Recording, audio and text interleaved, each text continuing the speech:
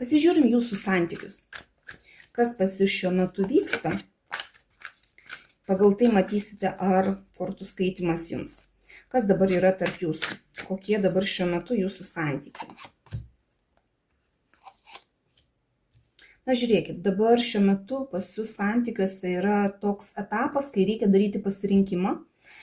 Ir galbūt arba vienas, arba kitas darote kažkokį tai pasirinkimą, arba sprendžiate, kaip rinktis. Čia yra mylimųjų arkanas, bet kokiu atveju jausmai kažkokie tai yra, galbūt reikia rinktis tai, kas yra geriau jums. Jeigu jūs renkatės, galbūt jūsų partneris renkasi. Gerai, žiūrime, ką jūs matote šituose santykiuose, kas jums yra matoma. Dabar žiūrėkit, matote jūs, kad dabar šitie santykiai ant pauzės, kad niekas nevyksta, niekas nesikeičia, galbūt dėl to jūs ir norite daryti pasirinkimą, arba jūsų partneris nori daryti pasirinkimą, nes čia nelygu, kam ta pauzė, galbūt vienam tinka ta pauzė, o kitam netinka. Ko jūs nematote? Pasirinkimo. Galbūt vis dėlto partneris nori rinktis, nes jūs nematote pasirinkimo, dvi kortos apie pasirinkimus. Priešistorė dar kokia yra. Pakaruoklis.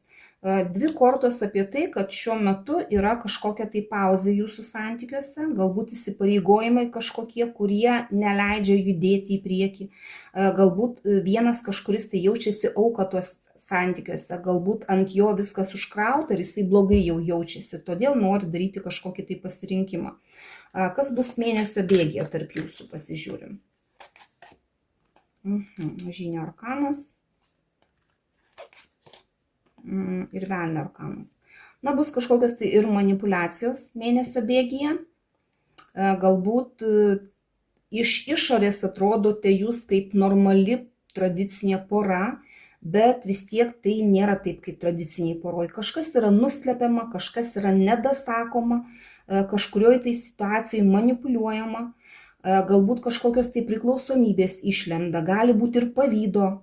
Čia gali būti ir kažkokių tai, nežinau, tokių net ir piktų manipuliacijų. Tai ir tai bus mėnesio bėgyje. Kaip jūs galite įtakoti šituos santykius? Jūsų kokia įtaka gali būti?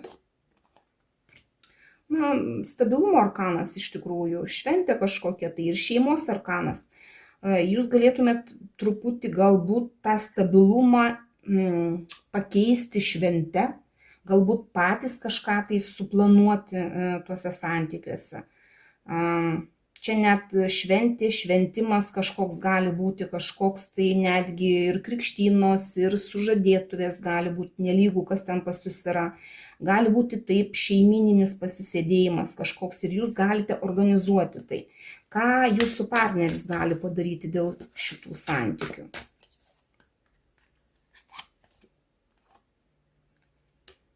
Monetų dešimtukas, šeimos arkanas. Jisai gali rūpinti šeima, gali duoti stabilumą, tokį rūpestį, ne tik šeima jūsų kaip šeimoje, kad jūs ten, nežinau, ar jūs turite vienas kitą, ar pas jūs vaikai yra, ar jūs susituokę, ar galbūt ruošiatės tuoktis.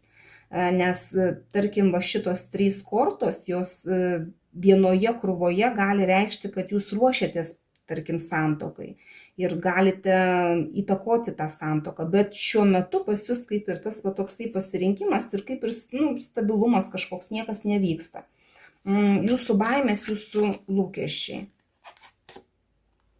Bijote pykčių kažkokių, tai bijote greitų sprendimų, neapgalvotų sprendimų, aštrių kažkokių tai sprendimų, bijote, kad nebūtų kažkokie tai kivirčai į jūsų pusę, kad nebūtų išsakyti kažkokie tai kritika kažkokia, sunki kritika, skaudi kritika. Kardų riteris visą laiką apie tai, kad jūs nenorite greitų sprendimų, kurie skaudint gali. Ir kas bus pusės metų bėgyje tarp jūsų, pasižiūrim.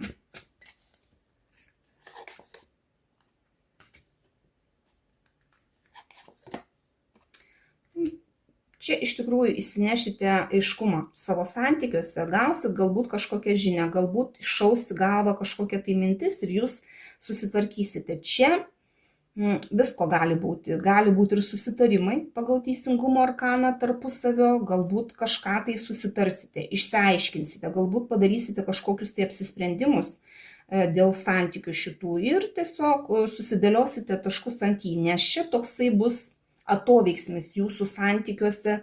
Tai, ką pasidarėte iki šiol santykiuose, tą ir gausite. Ką pasėjot, tą pjausit. Ir pusės metų bėgyje bus bent jau aiškumas.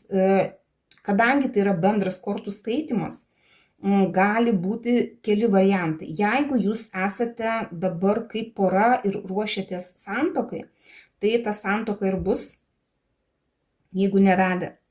Nes čia daug kortų yra apie tai, kad gali ta santuoka įvykti ir pagal teisingumo arkaną iš tikrųjų irgi gali ta santuoka būti, galit pasirašyti dokumentus, bet gali būti ir taip, kad toms poroms, kurie jau yra santykiuose, santuokoje, galite ir išsiskirti, sudėti taškus ant į, nukirsti tai, kas jums nebeduoda, yra per didelė pauzė, kažkokie įsipareigojimai, kurie jūsų nebetenkina, manipulacijos kažkokios. Ir galite padaryti pasirinkimą, kurio dar šiuo metu ir nematote. Bet paimkit tik tai, kas rezonuoja. Prisiminkit, kad tai yra bendras kortų skaitimas, kad visiems viskas tikti negali, bet bent jau norėjau parodyti, kaip kortos kalba ir kaip galima išsiaiškinti individualią situaciją. Šį kartą tiek, dėkoju už jūsų laiką, širdutes ir iki sekančio karto.